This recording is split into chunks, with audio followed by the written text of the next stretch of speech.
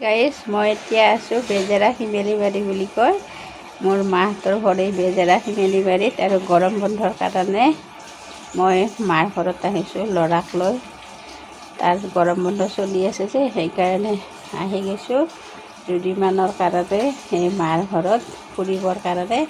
আৰু আপোনালোকক দেখাই দিছোঁ ৰ, গাঁৱৰ প্ৰত্যেক ঘৰে ঘৰে এই বস্তুটো আছে, কিন্তু আমাৰ চহৰত এই বস্তুটো নাই। আপোনালোকক দেখাই দিছোঁ চহৰত কিন্তু কুঁৱা আছে আৰু বৰিঙৰ পানী, কিন্তু গাঁৱত এই বস্তুটো প্ৰত্যেক ঘৰে ঘৰে আছে। আপোনালোকক দেখাই দিছোঁ ৰ, সেই বস্তুটো কি হয় আপোনালোকে চাব দেই। সেই বস্তুটো কি হয়, গাঁৱৰ মানুহখিনিৰ মানে সদায় ব্যৱহাৰ কৰিয়ে থাকে এই বস্তুটো।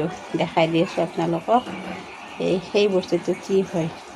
দমকল, এই দমকল ইমান ধুনীয়াকৈ পানী ওলাই থাকে। গাঁৱত এইখিনিয়ে সুবিধা, ইমান ধুনীয়া পানীৰ মানে সুবিধাখিনি থাকে।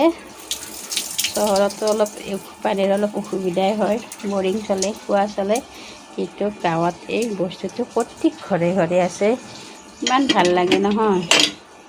এয়া মাৰি দিছোঁ, ইমান পানী ওলাই গৈছে। আমাৰ দমকলটো এনেও ঢিলা, বহুত পানী ওলায় আৰু ভাল লাগে আৰু।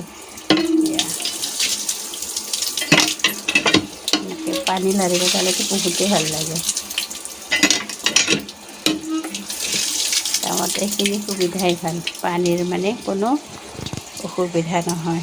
প্ৰত্যেক ঘৰে ঘৰে আছে গাঁৱত এই দমকলটো। ইমান সুবিধা, গাঁৱৰ সুবিধাই বহুতেই আৰু ভাল আৰু। আপোনালোকক এবাৰ দেখাই দিলোঁ।